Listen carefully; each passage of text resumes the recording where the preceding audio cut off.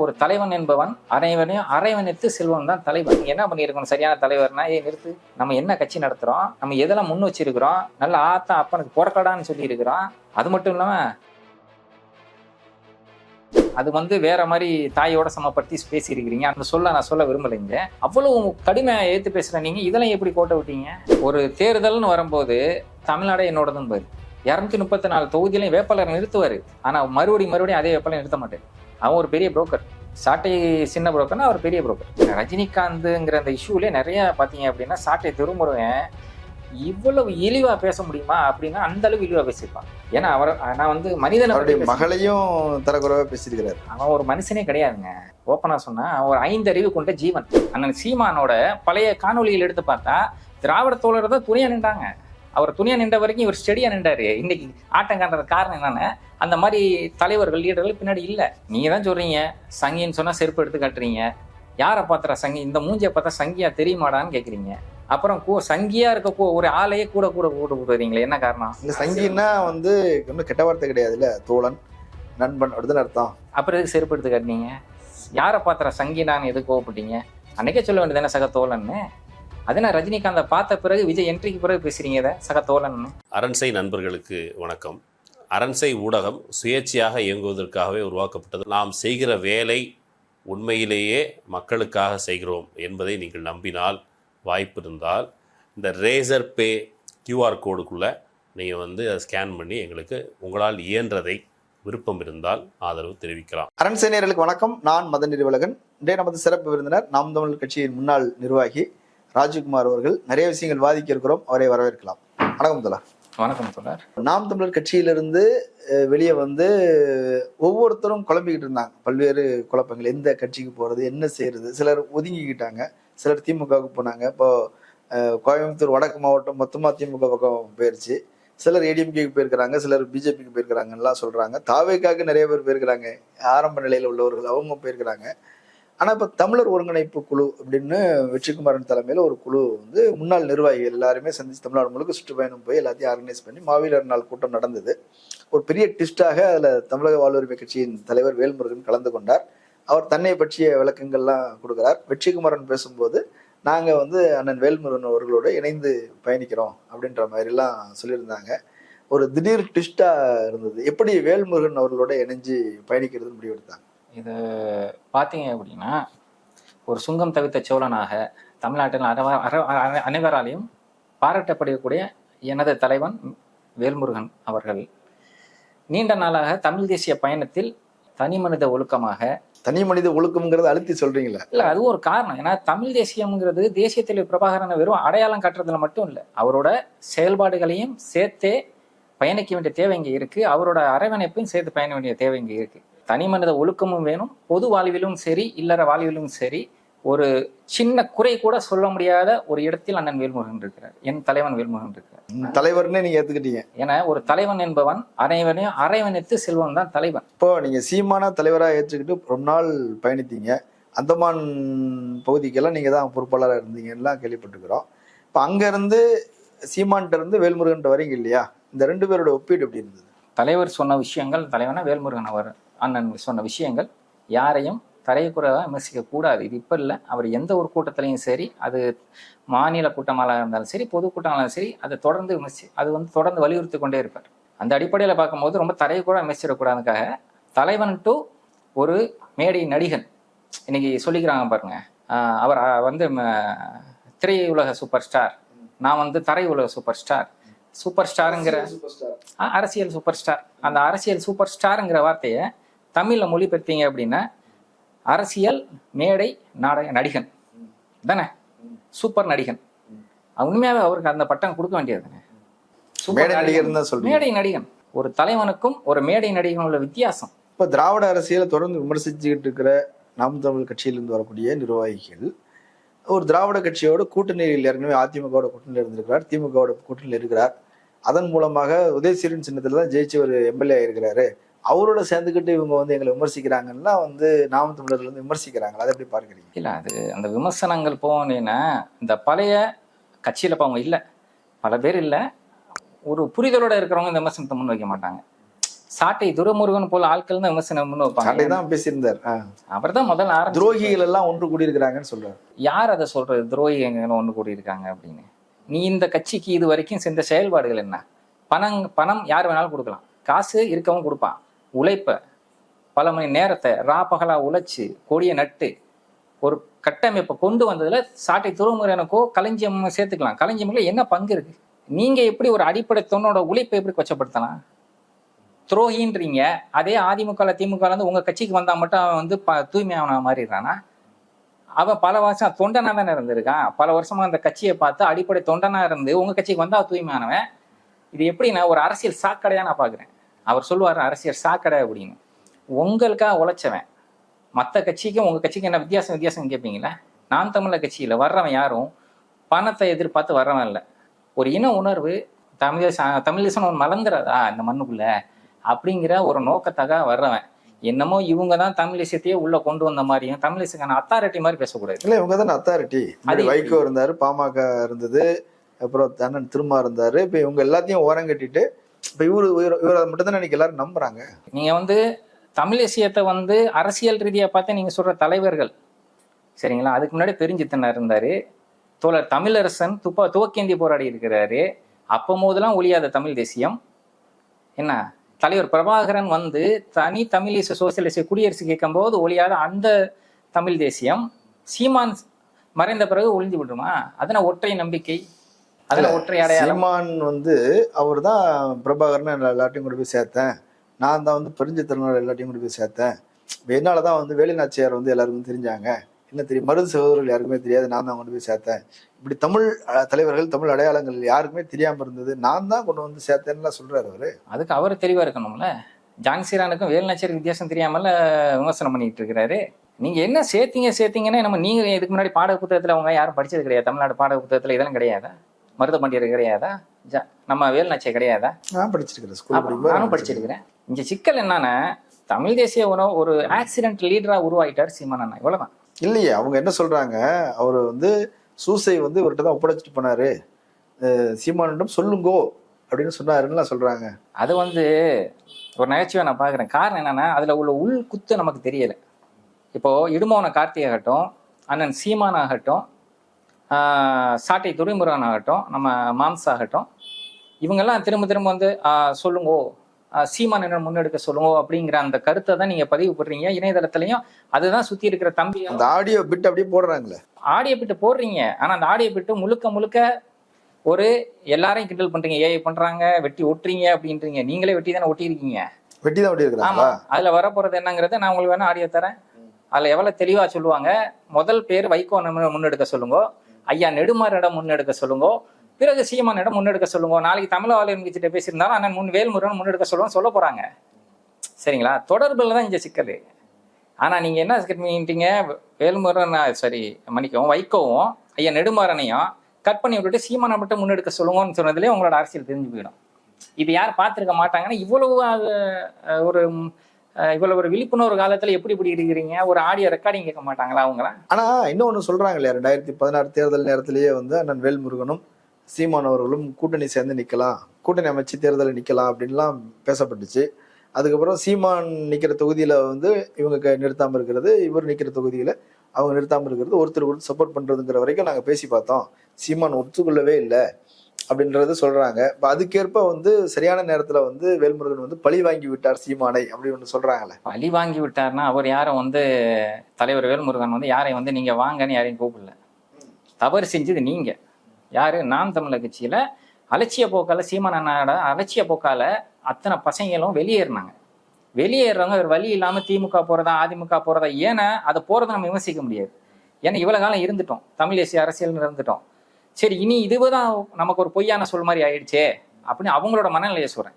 எல்லாமே பொய்யாயிடுச்சே. சரி இனி நம்மளை சுத்தி இருக்கிற பசங்களையாவது நம்ம ஒரு மெய்காப்பான நம்மளாவது நம்ம செய்யணும். நம்மள இப்போ பசங்க வந்திருக்காங்க 10-20 பேர், அவங்களுக்கு நம்ம என்ன செய்யறது பதில் சொல்றதுக்காக. சரி இனி நம்மளாவது நம்ம ஊர்லயாவது நம்ம வளர்த்துக்குவோம், நம்ம மக்கள் முடிஞ்ச அளவுக்கு உதவி செய்வோம்னு வர்றாங்க அதிமுக திமுகக்கு. அதை சொல்றதுக்கு நீங்க யாரு? தூய்மையான பால் போலன்றீங்க. நீங்க செய்யாத தவறு என்ன இருக்கு? எல்லா குற்றச்சாட்டுலையும் மாட்டிட்டீங்க. தனி மனித ஒழுக்கம் உண்டான அழுத்தி கேட்கிற காரணமா தானே. அதுக்குள்ள ரொம்ப டீப்பா விமர்சனம் இல்லைங்க. நீங்க அப்படி சொல்றீங்க, இப்போ ஈழப் போராளிகள் 2 பேர் பேசியிருக்கிறாங்க. ஒருத்தர் வந்து கதிர், அவர் ஒன்று பேசியிருக்கிறார். ஈழ அரசியல் என்பது வேறு, இந்தியாவில் நடக்கக்கூடிய அரசியல் வேறு. எங்களுடைய அரசியலை, எங்களுடைய வரலாற்றை திருடி கொண்டார் சீமான் என்றவர். யாரோ ஒருத்தர் சொல்றாரு, எவரோ ஒருத்தர் நாங்கள் சிறையிலிருந்து வெளியே வரோம் 2014 போராளிகள் எல்லாமே வந்து பார்த்தா, யாரோ ஒருத்தர் வந்து எங்களுடைய வரலாற்றை திருடி கொண்டார், அபகரித்து கொண்டு எங்கள் கதைகளை எல்லாம் பேசிக்கிட்டு அவர் வந்து வயிறு வளர்த்துக்கிட்டு இருக்கிறார், நிதி வசூல் பண்றார், நிதியை வசூல் பண்ணுவதற்காக கட்சி நடத்துறார். இப்படியான குற்றச்சாட்டுகள்லாம் வருது இல்லை. இப்போ இது வரைக்கும் நீங்க நம்பிக்கிட்டு இருந்தீங்கல்ல, இவர் தான் ஈழம் வாங்கி தர போறாரு அப்படிலாம் நம்பிக்கிட்டு இல்லை, அப்படி நான் நம்பல. ஆ. தலைவர் என்னைக்குமே வந்து சொன்ன ஒரு விஷயங்கள் அவரோட பேட்டிகளில் பார்த்தா தெரியும். தேசிய தலைவர் சொன்ன ஒரு விஷயங்கள், எம் விடுதலை எம்மால் மட்டுமே சாத்தியம். சரிங்களா? அந்த விடுதலைக்கு மட்டும் அவர் என்ன இன்னொன்று சேர்த்து சொல்லியிருப்பாரு அப்படின்னா, எம் ஈழ தமிழ் மக்களே எம் சுதந்திர தாகம் அப்படின்னு பேசியிருப்பாரு. அவர் என்னைக்கு தமிழ்நாட்டு மக்களோ தமிழ்நாட்டு தலைவர்களோ நம்மளை வந்து காப்பான்னு அவர் என்னைக்கு நம்பல. அது மாதிரி ஒரு விஷயங்கள் நடக்க போறது இல்லை. ஏன்னா என்னைக்கு இவராகட்டும் நாளைக்கு யாரை வேணாலும் ஆகட்டும், தமிழ்நாட்டோட முதலமைச்சர் ஆகிட்டாலோ இந்தியாவோட கட்டுப்பாட்டுக்கு அடங்கி தான் நீங்க கையெழுத்து போட்டு முதலமைச்சர் பதவியை ஏத்துக்கிறீங்க. இந்த இந்தியாவின் ஒருமைப்பாட்டுக்கு கையெழுத்து போட்டு பதவி வைக்கிற ஒருவர் எப்படி இன்னொரு நாட்டுல போயிட்டு புலிகள் உடையோடு நெய்தல் படையோடு ஒரே நாள் இரவில் எப்படி வெற்றி காண முடியும் அப்படின்னா, நீங்க கிளம்புற முன்னாடி உங்களை கட்சியை கலைச்சிட்டு கைது பண்ணிடுவாங்களே இந்திய அரசாங்கம். அப்புறம் எப்படி போய் நீங்க ஈழம் விடுதலை அடைவீங்க? என்ன சொன்னாங்க அப்படின்னா, இதுக்குள்ளேயே ஆழ்ந்த கருத்துக்கள் இருக்கு. என்ன அப்படின்னா, முதல்ல என்ன சொன்னாங்கன்னா, முதல்ல இந்திய கூட ஏத்துவேன், அதோட சேர்த்து தமிழீழ கூட ஏத்துவேன்னாரு. ஏன்னா நாளைக்கு இந்தியா இதை வந்து ஆழ்த்தி அழுத்தம் கொடுக்கக்கூடாதுக்காக கொடுக்க இந்த கருத்தை சொன்னாரு. இன்னைக்கு சாட்டை திருமணம் சற்றே விலகி நான் அன்னைக்கு சொன்ன அந்த கருத்தை இன்னைக்கு அவர் சாட்டை திருமணம் பேசிட்டு இருக்காரு. நான் என்ன சொன்னேன்னா, என்னைக்கும் சரி எல்லாரோட ஆதரவும் பெற்று ஒருங்கிணைஞ்சு ஒரு தனி தமிழ் சோசியலிச குடியரசை இந்திய அரசு அழுத்தத்தை கொடுக்க முடியுமே ஒழிய, நம்ம என்னைக்கும் போய் இங்கிருந்து ஒரு போராட்ட உரங்களை முன்னெடுத்து போய் அங்கே போய் நம்ம தனியெல்லாம் சோசியலிஸ்ட் குடியரசு பெற்று கொடுக்க முடியாதுன்னு சொன்னேன். இப்போ சமீபத்தில் சாட்டை திரும்ப ஒரு காணொலி போட்டிருக்காரு. சாட்டையில் அவர் என்ன சொல்கிறாருன்னா, எல்லா மக்களோட ஆதரவு பெற்று, அதாவது அனைத்து மக்களோட ஆதரவையும் பெற்று இந்திய குடியரசுக்கு அழுத்தம் கொடுப்பாரு. கொன்றவனே அவன் நீ சொல்கிறீங்க, கொன்றவன் எப்படி உங்களை ஆதரவு கொடுப்பான்? இந்தியாவுக்கு மிகப்பெரிய பங்கு இருக்கா இல்லையா? அவங்களும் ஏதோ ஒரு வகையில் உதவி இருக்காங்களா இல்லையா அந்த ஈழ போகிற நேரத்தில்? அப்படின் போது எப்படி அவன் கொடுப்பான்? இதை தானே பல பேர் சொல்லுவான். சரி, அந்த கருத்து உடையவன் நீங்கள் இந்த மண்ணிலே வாழ்ற சக தோழனா போன சேர சோழ பாண்டிய வம்சங்களை நீங்கள் பிரித்து பேசுவீங்களா இல்லையா? கன்னடன்றீங்க, தெலுங்குன்றீங்க, இவங்களோட ஆதரவு உங்களால் பெற முடியல. நீங்கள் எப்படி போய் எல்லா மக்களோட ஆதரவு பெறணும்? இங்கே வாயா, இந்த மண்ணில் உள்ள ஆதரவு எல்லாரும் பேரு. அதுதான் தலைவர் வேல்முருகன் பண்றாரு. அவர் என்ன சொல்றாருன்னா, எல்லாருக்கும் உள்ள உணர்வு இருக்கு. இன்னைக்கு தீக்காக்காரங்க இருக்காங்க, இப்ப திராவிட கழகத்துல ஒரு தோழர் இருக்காங்க, எல்லாருக்கும் வந்து தலைவர் பிரபாகரனா பிடிக்குதா இல்லையா? அவங்க 2009 வரைக்கும் திராவிட இயக்கங்கள் தானே போராடிச்சு. அவங்க தானே முன்னிறுத்தினதே. அண்ணன் சீமானோட பழைய காணொலிகள் எடுத்து பார்த்தா திராவிட தோழர் தான் துணியா நின்றாங்க. அவர் துணியா நின்ற வரைக்கும் இவர் ஸ்டெடியா நின்றாரு. இன்னைக்கு ஆட்டம் காண்றது காரணம் என்னன்னா, அந்த மாதிரி தலைவர்கள் லீடர்கள் பின்னாடி இல்ல. சரி, இன்னொரு குற்றச்சாட்டு ஒன்று சொல்றாங்க இல்லையா, ரா இந்திய உளவு நிறுவனம் ரா தான் வந்து சீமானை கையாளுகிறது அப்படின்னு எங்களுக்கு சிறையிலிருந்து நாங்கள் வெளியே வந்த உடனே எங்களுக்கு தெரிஞ்சுது அப்படின்னு சொல்றாங்க. அப்போ இவர் இந்திய உளவு நிறுவனம் மட்டும் இல்ல, சர்வதேச உளவு நிறுவனம் சேர்ந்தவருடைய இது அப்படின்னா ஒரு பெரிய துரோக குற்றச்சாட்டை அவர் வந்து தலைவருடைய கூட இருந்தவர், மேய்காப்பாளராக இருந்தவர், மிக முக்கியமான ஆமா, அவர் வந்து சொல்றார், ஒரு ராவுடைய கையாளு, ஒரு உளவுத்துறையுடைய கையாளு அப்படின்னும் போது பெரிய குற்றச்சாட்டு இல்லையா? இல்ல, அந்த குற்றச்சாட்டுக்கு அவரே ஆளாயிராரு. அது உண்மையா இல்லையாங்கிறது அப்புறப்பட்டு இப்ப சமீபத்தில் எடுத்தீங்கன்னா ரஜினியை சந்திக்க போனாரு. கூட கூட்டு போனது யாரு? ரவீந்திரன் துரைசாமி.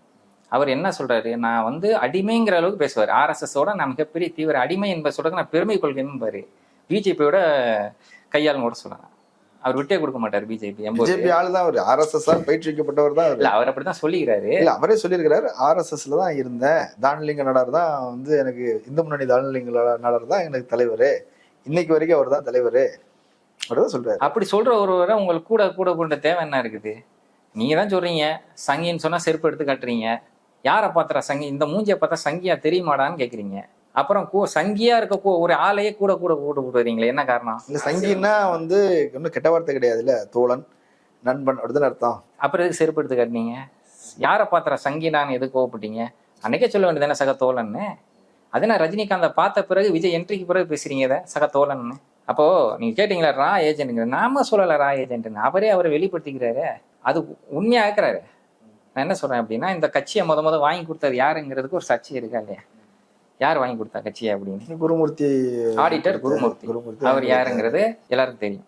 அப்போ அதே ஒரு சர்ச்சையாச்சுல, அதுக்கே ஒரு முற்றுப்புள்ளி வச்சிருக்கணுமா இல்லையா? இது வரைக்கும் அதுக்காக ஒரு பதில் ஏதாவது வந்திருக்கா? இல்ல அது அவர் என்ன சொல்றாரு, நிறைய விஷயங்கள் என்ன மலையாளின்னு சொல்றாங்க, அதுக்கும் ஒரு பதில் சொன்னது இல்ல. கிறிஸ்தவர்னு சொன்னாங்க, அதுக்கும் ஒரு பதில் சொல்லல. அதுக்கு தான் கலைஞர் பதில் சொல்லிட்டாரு. ஆமா, பாரிசாலன் கூட போட்டு விட்டாரு, அவர் பேர் சைமன் ஜெபஸ்டின் தான். தமிழ் உணர்வின் காரணமாக நான் அவர் சீமானு மாற்றி கொண்டதாக அண்ணனை என்கிட்ட சொன்னாருன்னு இப்ப பாரிசாலனும் போட்டு இல்ல அது விட்டுருக்காரு. உண்மைதான் அது. ஏன்னா அவங்க தம்பி பேர் ஜேம்ஸ் தானே, அதுல ஒண்ணும் தவறு இல்லையே. நான் என்ன சொல்றேன்னா, இப்ப விஜய் வந்து இல்ல நம்ம அப்பா பேரையும் ஏன் மாத்தினாரு?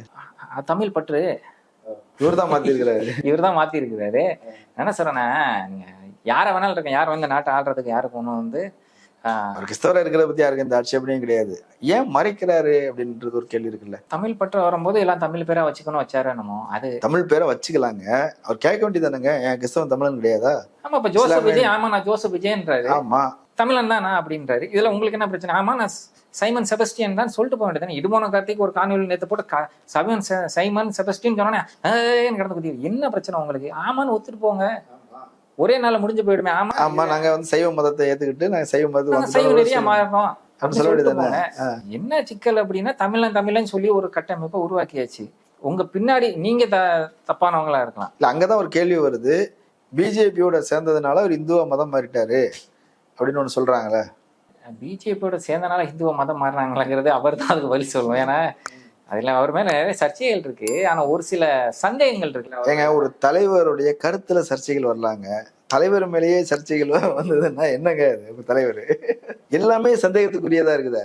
யார் இருந்தாலும் என்ன சகவாசம், ரா கையாளுதா, ஆர்எஸ்எஸ் கையாளுதா, பிஜேபி கையாளுதா, அல்லது அவங்களுக்கு புரோக்கர் வேலை செய்யறவங்க கையாளுறாங்களா? இன்னொரு பக்கம் பார்த்தா சின்னம்மா அம்மா அப்படின்னு அப்படி ஒண்ணு சொல்றாரு, சித்தப்பா அப்படிங்கிறாரு, தமிழச்சின்னு பட்டம் கொடுத்தாரு. ஆமா அப்படி சொல்றாரு. நம்ம மிகப்பெரிய மணல் மாஃபியா வைகுண்டராஜன் வந்து பெருந்தமிழர்னு சொல்லுவாரு. கல்வி கொள்ளையாளன் வேந்தரை வந்து பெருந்தமிழர்னு பேசுவாரு. ஆனா பெரியார் வந்து ஒரு வந்தேரி, இந்த மண்ணுக்காக நின்று போறாருன்னா பெரியார் வந்து வந்தேரி. ஏரியெல்லாம் ஆக்கிரமிச்சிருக்கிற எஸ்ஆர்எம், அவரை போய் அதுதான் அவரை வெளிப்படையா சொல்றோம். எஸ்ஆர்எம்ங்கிறது அவரு தானே வேந்தர்னா. இது என்னன்னா, நம்மளை வெளிப்படுத்திக்க தேவையில்லை, நம்மளோட செயல்பாடுகள் வெளிப்படுத்த மாதிரி இப்ப அவரே வெளிப்பட்டுக்கிட்டு இருக்காரு. அவர் ஒரு வழி இல்லை. நீ போய் ரஜினிகாந்துங்கிற அந்த இஷ்யூலே நிறைய பாத்தீங்க அப்படின்னா, சாட்டை திருமுருகன் இவ்வளவு இழிவா பேச முடியுமா அப்படின்னா அந்த அளவுக்கு இழிவா பேசியிருப்பான். சரிங்களா? ஏன்னா நான் வந்து மனிதனுடைய மகளையும் தரக்குறைவா பேசியிருக்கிறாரு. அவன் ஒரு மனுஷனே கிடையாதுங்க. ஓப்பனா சொன்னா அவன் ஒரு 5 அறிவு கொண்ட ஜீவன். என்னங்க இப்படி சொல்றீங்க? ஒரு ஈழத்தமிழ் பெண்ணு ஒரு ஆடியோ ஒன்று போட்டுக்கிறாங்க, நீங்க தான் அதை வெளியிட்டீங்க, அதுல வந்து அவரை பத்தி பேசியிருக்கிறாங்களே. பேசியிருக்கிறாங்க அப்படின்னா இதை வந்து கொண்டு போய் சேர்த்தது யார்கிட்ட? அண்ணன் சீமான்கிட்ட கொண்டு போய் சேர்த்தாங்க. அந்த ஆடியோ எப்படி வெளியாச்சு? அவரோ இல்ல வேற யாரோ ஒருத்தவங்க கூட இருக்க வெளியிட்டு இருக்கணும். உங்களை நம்பி ஒரு ஈழ பெண் ஒண்ணு உங்களை நம்பி அந்த காணொலியை அந்த ஆடியோ உங்களுக்கு அனுப்புறாங்க, குரல் பதிவு அனுப்புறாங்க. அந்த பதிவு வந்து வேற எங்கேயோ போகுது அப்படின்னா யார் காரணமா? ஒண்ணு நீங்க எல்லாம் கூட இருக்கும் காரணமா இருக்கணும். இது பேர் நம்பிக்கை துரோகம் இல்லையா? இது பேர் துரோகி இல்லையா? யாரை பார்த்து துரோகின்னு சொல்றாங்க? அங்கிருந்து கஷ்டப்பட்டு உழைச்சவனுக்கு தெரியும் அதோட அருமை. சரிங்க, எனக்கு என்ன கேள்வின்னா, அவங்க நேரடியா சொல்றாங்க, இவன் வந்து பல பெண்களை ஏமாத்தி இருக்கிறான், பர்சனலா யூஸ் பண்ணியிருக்கிறான், பண மோசடி செஞ்சிருக்கிறான், இவனை போன்ற நபர்களை நீங்கள் கூட வைத்திருக்கிறார்கள், இவங்கெல்லாம் வந்து ரொம்ப மோசமான ஆட்கள், நான் கல்யாண சுந்தர திட்டத்தை பத்தி புகார் பண்ணேன், அவரும் ரெஸ்பாண்ட் பண்ணல, இடுமாவனம் கருத்து எனக்கு லைனுக்கு வந்தாரு, அவரும் பேசினாரு, ஆனா எதுவும் தீர்க்கப்படலை, இவர்கள் எல்லாமே மோசமான ஆட்கள் அப்படின்ற மாதிரி ஓப்பனா சொல்றாங்க. இது பழைய ஆடியோன்னு வேற சொல்றாங்க. பழைய ஆடியோ ஆமா. ஆனா இப்ப வரைக்கும் அவர் வந்து சீமான் கூட சுத்திக்கிட்டு இருக்காரு, கொண்டையங்கொட்டை மறவர்னு பொது மேடையில பேசுறாருன்றதுனால அது வேற சர்ச்சை ஆகிட்டு சொல்ல நினைச்சிட்டு இருந்தேன். சாதி பார்ப்பனோட நான் பழகவே மாட்டோம்னு சொல்றீங்க. ஒருத்தர் பொது மேடையில் வந்து நான் எல்லாரும் சமூகமே பாராட்டுக்கு வருவாங்க. எந்த சமூகம் வந்து நம்ம வந்து மட்டம் தட்டல. ஆனா கொண்டையங்கொட்டை மறவர்னு சொல்லி ஒருத்தன் வந்து நான் தமிழ் கட்சி மேடையிலே பேசுறாங்க. சரிங்களா? அதுல ஒரு சர்ச்சையாகி தான் ஒரு தம்பி விலகி வர்றாரு. அவங்களுக்குள்ள உள்ள விவாதங்கள்ல சண்டை நடக்க போது ஒரு அடிக்க போனாருன்னு சொல்லி அந்த தம்பி பேட்டிலாம் கொடுத்தாரு. நீங்க என்ன பண்ணிக்கிட்டு கொண்டையங்கொட்டை மறவன்னு சொன்னாலும் அமைதியா இருக்கிறீங்க, அவன் எதை பேசினாலும் அமைதியா இருக்கீங்க. ரஜினியை கல்வி ஊத்துனது தெரியும், ஏன் திரும்ப ரஜினிக்கு வர்றேன் அப்படின்னா காரணம் இருக்கு. இதுல யாரு சூடு சோரணம் இல்லைங்கிறது தெரியணும்ல. ரஜினி அம்மால இருந்து ஆரம்பிச்சு அவங்க அப்பா பாட்டை முப்பாட்டை வரைக்கும் எடுத்துட்டு போயிட்டீங்க. கர்நாடகா போயிட்டு அப்படியே மகாராஷ்டிரா தாத்தா தப்பு பண்ணியிருப்பா இல்லங்க எங்க ஆத்தா தப்பு பண்ணியிருக்கான அளவு பேசிட்டீங்க. அவருக்காவது சூடு சோரணம் வேணும், அவருக்கும் சூடு சோரணம் இல்லை இந்த விஷயத்துல. இவங்களுக்கு பார்க்கணும்னு சொன்னா வர சொல்லலாமா? இதுக்கு பதில் சொல்லிட்டு வான்னு சொன்னாதான் நல்ல ஒரு மனிதனா இருக்கான். ஏன்னா அவர் பல பேர் அவர் ரசிகரை பாக்குறாங்க அப்படின்னு. இவ்வளவு கேவலமா பேசினது இதே சாட்டை திருவமுருகன்ட்ட ஒரு விஷயத்த நான் கேட்கணும்னு நினைக்கிறேன். நீயே பேசியிருக்கிற, என்ன சொல்லியிருக்கிறேன்னா அதிமுக திமுகல இருக்கிற மாவட்ட செயலாளர் மண்டல பொறுப்பாளர்கள் எல்லாரும் வந்து வப்பாட்டிக்கு பிறந்த வேண்டான்னு பேசுறாப்புல. இது என் தலைவர் ஏத்துக்க மாட்டாரு, ஆனா இது பேசாம கடந்து போக முடியாது. சரிங்களா? வப்பாட்டிக்கு பிறந்த வேண்டான்னு பேசுறீங்க, பேசுறாப்புல சாட்டை. இல்ல அது மட்டுமா சொல்றாங்க, இங்க தமிழ்ல வந்து ஆங்கிலம் கலந்து பேசுறவங்க ஒரு அத்தனை நல்ல அப்பனும் அத்தாளுக்கும் பிறக்காதவங்க அப்படின்லாம் சொல்லியிருக்கிறாரு சீமானே. அப்புறம் எதுக்கு ஹாப்பி பர்த்டேன்னு கொண்டாடுறீங்க? யாரு? சீமானந்தம் தானே கொண்டாடினாரு ஒரு புள்ளிய வச்சு. வீட்டுல ஹாப்பி பர்த்டே டு, அது வந்து தமிழ் தேசிய ஹாப்பி பர்த்டேயா இருக்குமா? தமிழ் தேசிய ஹாப்பி பர்த்டே இருக்க வாய்ப்பு இருக்குது. ஏன்னா அவங்களோட தமிழ் தேசிய ஹாப்பி பர்த்டே, இது ஒரு புது தமிழ் தேசியம். சரிங்களா? அது மட்டும் இல்லாம போன தேர்தலில் வந்து உங்க தம்பிகள் பிரச்சாரம் பண்ணலையா, சிவாஜி நான் மாசு சீமானி தான் பாசுன்னு பேசலையா, ஆடலையா, டான்ஸ் ஆடலையா, குத்தாட்டம்லாம் போடலையா? அப்ப அதுல ஆங்கிலம் வந்து செப்பல் கிடையாதா? நீங்க என்ன பண்ணிருக்கணும்? சரியான தலைவர்னா நிறுத்து, நம்ம என்ன கட்சி நடத்துறோம், நம்ம எதெல்லாம் முன் வச்சிருக்கிறோம், நல்ல ஆத்தா அப்பனுக்கு பொறக்கடான்னு சொல்லி இருக்கிறோம். அது மட்டும் இல்லாம இதை விட கேவலமான ஒரு விஷயங்கள்லாம் சொல்லியிருக்கிறீங்க. அது வந்து வேற மாதிரி தாயோட சமப்படுத்தி பேசியிருக்கிறீங்க. அந்த வாயை அந்த நான் சொல்ல விரும்பலைங்க. அவ்வளவு கடுமையா ஏத்து பேசுற நீங்க இதெல்லாம் எப்படி கோட்டை விட்டீங்க? இது பல பேருக்கு போய் சேர்றதுல அவன் என்ன அவங்களை எந்த திராஸ்ல வச்சு பாக்குறது? அதை சரி, இன்னொன்னு, கட்சியில இருந்து வெளியே வந்தவர்கள் பொருளாதார ரீதியா இழந்துட்டோம், அவ்வளவு லாஸ் ஆயிடுச்சு, ஒரு லட்சியத்துக்காக போறவங்களுக்கு இழப்புகள் வரதானே செய்யும், தெரிஞ்சுதானே போனீங்க, அப்புறம் ஏன் எனக்கு லாஸ் ஆயிடுச்சு அப்படின்லாம் பேசுறீங்கன்னு ஒரு விமர்சனம் வருது இல்ல? இழப்புகள்னா அதாவது நான் முன்பே சொன்ன மாதிரி நாம் தமிழர் கட்சி நம்பி வர்றவங்க யாரும் அதை பயணிச்சு வரணும், அந்த தமிழ் தேசிய உணர்வோட வர்றவன் யாருமே வந்து காசு எதிர்பார்த்து வர்றவன் இல்லை. காசு இருந்தா காசு கொடுப்பான், உழைப்பு இருந்தா உழைப்பு கொடுப்பான், தன்னால என்ன இயன்றது மூலியமா அதை செய்வான். அதான் நாம் தமிழர் கட்சியோட வரையறா இருந்தது. அப்படி அதுல கஷ்டப்பட்டு உழைச்சி வர ஒருத்தன் எதிர்பார்க்குற ஒரே ஒரு விஷயம் சுயமரியாதை, நேர்மை, இது ரெண்டு இருக்கணும் அப்படின்னு. தனக்கு இல்லை, தன்னை தாங்கி கொள்கிற தலைவர்களுக்கும் தேவைன்னு கண்டிப்பா நம்புவோம். அது யாரா மாவட்ட பொறுப்பாளர் யாரை வேணாலும் ஆகட்டும். அஞ்சதான் இங்கே இடிபாடு வருது. ஏன்னா ஒரு தேர்தல்னு வரும்போது இது போல காலம் உழைச்ச தம்பிகளை கூப்பிட்டு பேசுறது கிடையாது. கேட்டா தமிழ்நாடே என்னோடதுன்னு பாரு.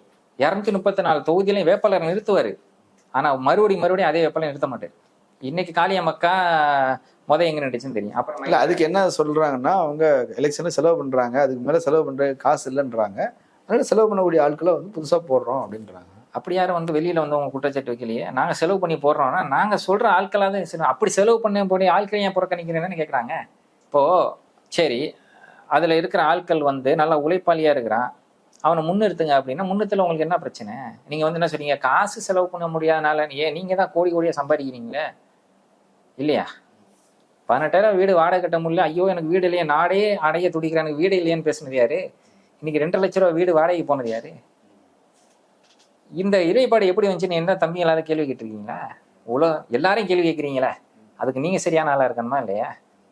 ஏசுநாதர் சொன்னதானே, நீ கல் எடுத்துக்க முன்னாடி நீ சரியான ஆளான்னு பார்த்துட்டு அடுத்த இல்ல அந்த மாதிரி கேள்வி கேட்டதும் பதில் சொல்ல மாட்டேன்றாரு. ஆனா இது கேவலமான விஷயம், இதெல்லாம் பேசாதீங்க கேட்காதீங்கன்னு. எது கேவலமான விஷயம்? அவர் கட்சியில உள்ள விவகாரங்கள், ஏன் கட்சி பிரச்சனை, கட்சி விவகாரம் கிடையாது இல்ல ஏன் கட்சி பிரச்சனை, அதை நான் பேசிக்கிறேன், நீங்க ஏன் கேள்வி கேட்கறீங்கன்றாரு. அதுல உழைச்சவங்க பேசின கேட்ட கேள்வி பதில் சொல்லணும்ல. வெளியாட்கள் கேட்டா பதில் சொல்ல மாட்டீங்க, கூட இருக்கவன் கேள்வினா பதில் சொல்ல மாட்டீங்களே. கஷ்டப்பட்டவன் உழைச்சவன், அதுக்கு சிறந்த எக்ஸாம்பிள் இப்ப நீங்க கேட்டதுக்காக சொல்றேன். சிறந்த எக்ஸாம்பிள் சவுசங்கர். நீ சொன்னீங்களா காசு செலவு பண்ண யாரை வேணாலும் நிறுத்திடுவீங்களா? யாரை வேணாலும் நிறுத்துவீங்களா? சவுக்கு சங்கரை கொண்டாந்து எங்க நிறுத்த வச்சு ட்ரை பண்ணீங்க? அதுக்கு ஒரு பேட்டி கொடுத்தீங்களா? கேட்டா அதுக்கு ஒரு பதில் சொன்னேன். அது சும்மா ஒரு பேச்சு போக்கு சொல்லியிருப்பாரு. தலைவர் ரெண்டு பேச்சு போக்கு சொல்றாரு கிடையாது, தெளிவா சொல்றாருதான் தலைவராக இருக்க முடியும். சரிங்களா? சவுக்கு சங்கரை கொண்டாந்து நாங்க குளத்தை நிக்க வைக்கணும்னு சொல்றீங்க. சரிங்களா?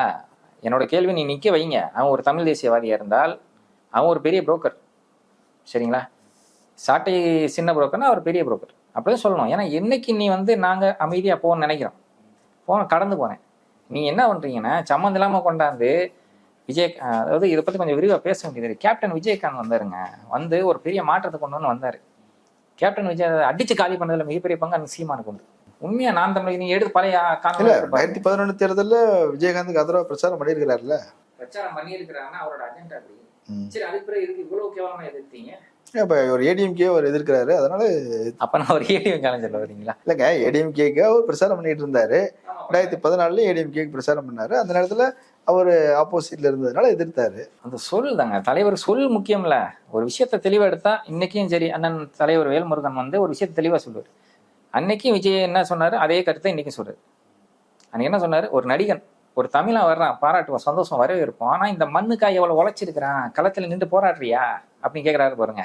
அந்த வார்த்தையை என்னைக்கு அவர் கடைப்பிடிக்கிறாரு, இன்னைக்கு கடைப்பிடிக்கிறார், என்னைக்கு கடைப்பிடிப்பாரு. இப்போ நீங்க கேட்டதுக்கு சொல்றேன். இப்ப விஜயகாந்த் வச்சுக்கோங்க. விஜயகாந்த் அன்னைக்கு நீங்க எவ்வளவு விமர்சிங்கன்னு தெரியும். அது எப்போ தேர்தலுக்கு இந்த அதிமுக ஆதரவு நிலைப்பாடு எடுக்கும் போது ஒரே மேடை ஒரே வண்டியில ராமநாதபுரத்துல என்னை சுத்தி நின்றவங்களுக்கு நல்லாவே தெரியும். அது விமர்சனமாச்சு. இந்த பக்கம் ஏடிஎம்கே பேனர், இந்த பக்கம் நாம் தமிழர் பேனர் கட்டி தான் பிரச்சாரம் பண்ணீங்க.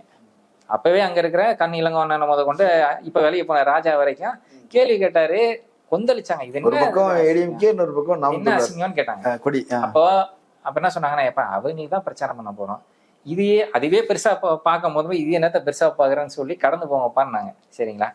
நீங்க பண்ணது அன்னைக்கு நல்ல மனுஷன் இன்னைக்கு வந்து சொல்றீங்களே, இன்னைக்கு வந்து இப்படி கையை கட்டிக்கிட்டு கேப்டன் விஜயகாந்த் அவர்கள் வந்து மிகப்பெரிய ஒரு நல்ல மனிதர் அப்படின்னு சொல்றாரு. காவேரி தண்ணிக்காக வந்து போராடியவர் அப்படின்னு சொல்றீங்களே. அன்னைக்கு என்ன சொன்னீங்க? காவேரி தண்ணியில வரலைன்னா அவருக்கு என்ன பிரச்சனை, இங்க டாஸ்மார்க்ல தண்ணி வரலாம் அவர் பிரச்சனை. நீங்க இப்படி சொல்லட்டி பேசுறீங்களே. அப்போ விஜயகாந்தையும் இதே மாதிரி நீங்க டார்கெட் பண்ணி அடிச்சீங்க. ரஜினிகாந்த் வந்தார், என்ன சொன்னீங்க? மராட்டிய மன்னர்னாங்க. அவங்க குடும்பத்தை எப்படி இழுத்தாங்கன்னு இப்ப நான் சொன்னேன். சரிங்களா? இவ்வளவு பேசிக்கிட்டு இன்னைக்கு நிக்கிறீங்க.